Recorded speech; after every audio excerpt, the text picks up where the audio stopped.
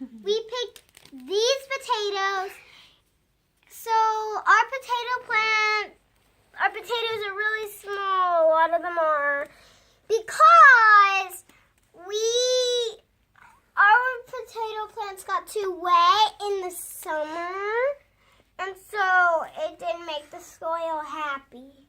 Yeah, and we used the topsoil With cow and some cow manure that came in a bag, and we just don't think that it worked very well for the potato plants.